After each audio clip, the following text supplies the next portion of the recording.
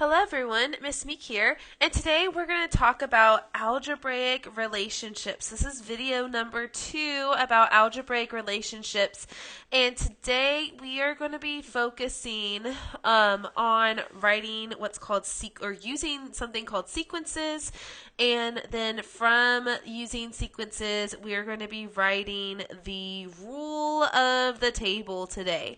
Okay, so we're going to be taking a look at tables, and this time instead of them giving us the rule and we fill out the table, like in video number 1 on algebraic relationships, this time they're going to give us a table filled out, and it's going to be our job to figure out what is the rule, what is the process happening in this table to get our numbers. Our tables are also today going to be written horizontally instead of vertically, and so that's something that we have to start getting used to, seeing tables written in both ways. So let's go ahead and dive in. There are 2 types of sequences that we're going to talk about today. A sequence is a list of numbers that are written in a specific order.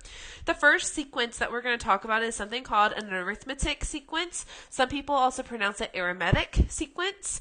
An arithmetic sequence uses adding the same number to get the next term in your list of numbers. So right here, this is an example of a sequence. It's a list of numbers written in a specific order. And when I look, I can see that in order to get the next term, all I need to do is add 7 to the previous term. And when I do that, I can figure out the pattern of these numbers.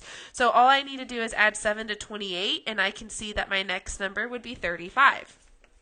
All I need to do is add 7 to 35, and I can see that my next number would be 42.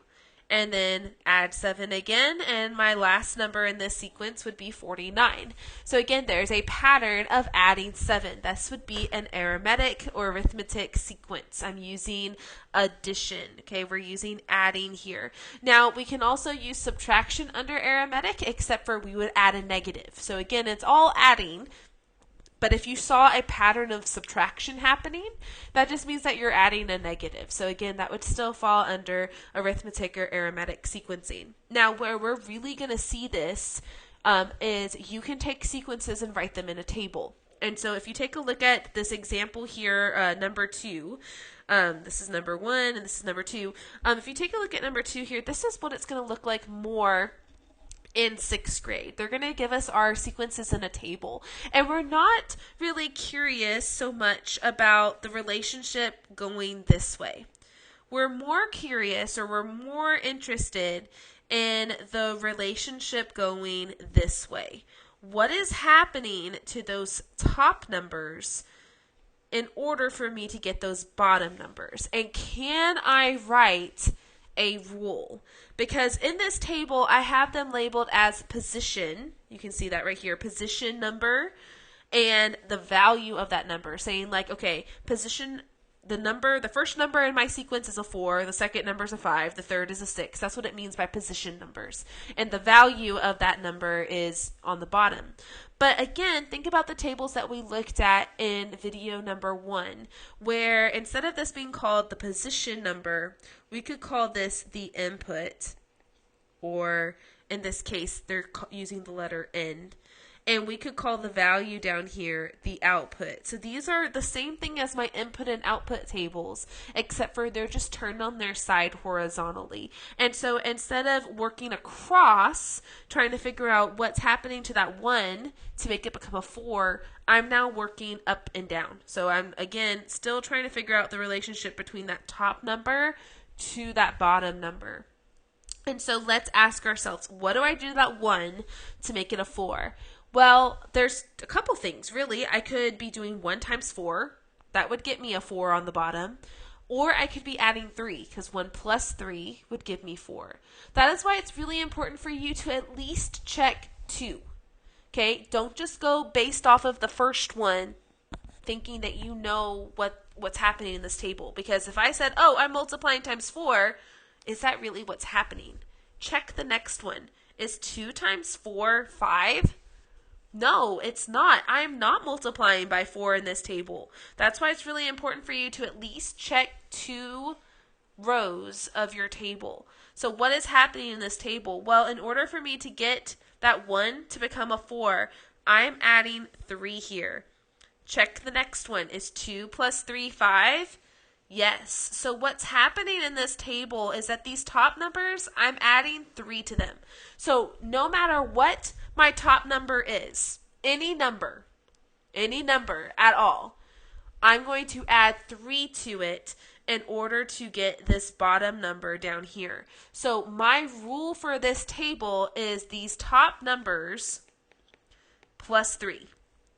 And that's what gives you the bottom number. Now let's think of a nicer way to say that, okay?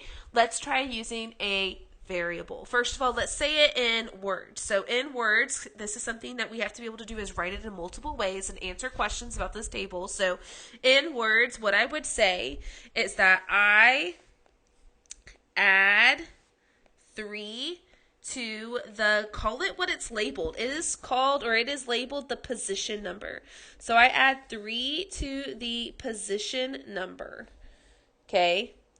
And that gives me my value. Okay? To get the value. Now, instead of writing it out in words, let's use symbols. Now, they gave me a letter to use here, N.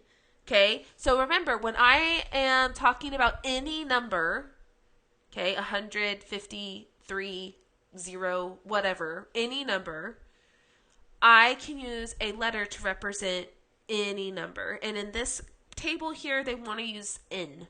So what is happening to N in this table? Well, any number that I put in the top row of this table, I am going to be adding 3 to it to get those bottom numbers. So when it asks me to write what's the rule to write what's going on in this table using symbols, this is what I'm writing, N plus 3. That is my rule in symbols.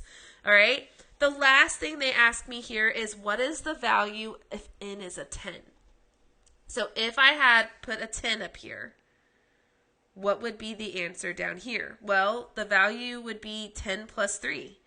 Which equals 13. Because any number I plug into this table, the rule for this table is I'm adding 3. And so that's where our sequences can come into play and can be very handy because we can use them to figure out what is the pattern, what is the rule, what is happening in my table.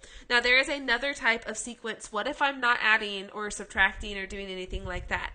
Our second type of sequence is called a geometric sequence, and geometric uses multiplying. So if I'm multiplying, that means that I have a geometric sequence. If I am dividing, that just means that I'm multiplying by like a fraction. So that still falls under geometric sequencing. So again, it's the same idea as that whatever's happening to the next number, I'm finding it through multiplying. So in this sequence here, this number 1 sequence right here, you can see to get to the next number, the pattern is I'm multiplying times 2.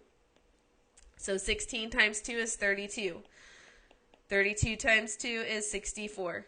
And then 64 times 2 is 128. And so I can fill in the missing numbers of my pattern because I can see that the pattern is multiplying times 2. Again, where this comes into play is a table like you see here in number 2, where I have this table written out horizontally. Again, I have the position number on top, that's just your input, and I have my value on the bottom, that's just my output. These are these vertical tables that we saw the other day. They're just shifted over on their side horizontally, and we want to know, okay, what's happening to this top number to get these bottom numbers down here. And so that's what we're asking ourselves. Okay, what's happening to that 1 to make it a 3? What's happening to that 2 to make it a 6? What's happening to that 3 to make it a 9? Now, again, you always want to check 2 rows of your table because you could be wrong. On that first row, it looks like I'm either adding 2 or I'm multiplying by 3. All right, 1 plus 2 is 3. Is 2 plus 2 6? No, it is not. It is 4. So I am not adding by 2 here. I'm actually multiplying by 3. So what's happening in my table, in order for me to figure out those bottom numbers, is I'm taking those top numbers and I'm multiplying them by 3. So let's write that out in our words. So in words, I multiply, and call it what it's labeled. I multiply the position number, the input. I'm multiplying that input, that position number, by 3 to get the output or the value. Okay, because that's what it's labeled in this table, is labeled the value. So what I'm doing is I'm multiplying by 3. That means that any number I plug into this table, I am going to multiply it times 3. So my rule for this table is any number times 3. Now, fun fact, little bonus fact for you here, I can write this a different way, and as we get further into learning about algebra as 6th graders, we have to get used to seeing things written differently. Another way to write n times 3 is to write it like this. Okay, what's happening here is that there is a little multiplication sign right there in between those numbers, but they are smushed together. They are connected with multiplication glue. And so I don't have to write that multiplication symbol. It is known in mathematics that that 3 attached to that n like that means that you have 3 n's right there multiplied together, 3 times n. Okay? Now, what happens if n is a 10? Well, 10 times 3 would tell us the value. If this was a 10, what would this answer be down here? Well, it would be 30. And so that is our answer to that last question. Okay, guys, this is a huge idea in algebra where we can take a table and figure out what's happening between the two values and use that to write a rule, and eventually we'll be able to use that to write an equation and graph it and do all sorts of really cool stuff with this information. I hope that this helps, and I will talk to you later. Bye!